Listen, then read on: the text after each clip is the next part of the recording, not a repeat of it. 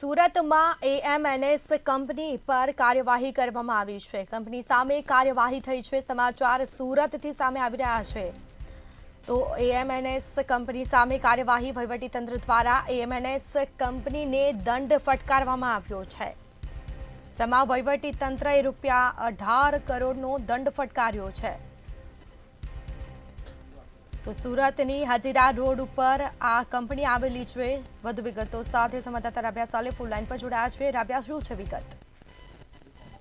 સ્મિતા, ખાસ કરીને સુરત ખાતે જે એએમએનએસ કંપની આવેલ છે, એએમએનએસ કંપની ઉપર હવે કડક કાર્યવાહી હાથ ધરવામાં આવી રહી છે। વહીવટીતંત્ર એક્શન બોલાવી રહ્યું છે। એક નહીં, બે નહીં, પણ સ્મિતા 18 કરોડનો દંડ ફટકારવામાં આવ્યો છે। સુરતના હજીરા વિસ્તાર ખાતે આવી છે આ એએમએનએસ કંપની, જ્યાં સરકારી જમીન પર ગેરકાયદેસર દબાણ બદલ જે છે આ દંડ ફટકારવામાં આવ્યો છે।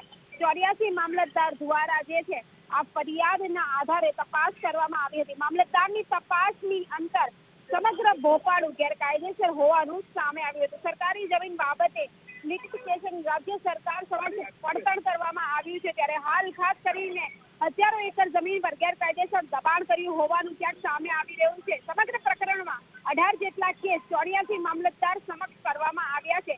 10 જેટલા કેસ ચાલી જતા મામલતદારે દંડ ફટકાર્યો છે। હાલ કહી શકાય કે વહીવટી તંત્ર એક્શનમાં આવી ગયું છે અને હજીરાની કંપની પર કાર્યવાહી કરવામાં આવી રહી છે। જી સ્મિતા। જી બિલકુલથી તમામ જાણકારી આપવા બદલ આપનો આભાર।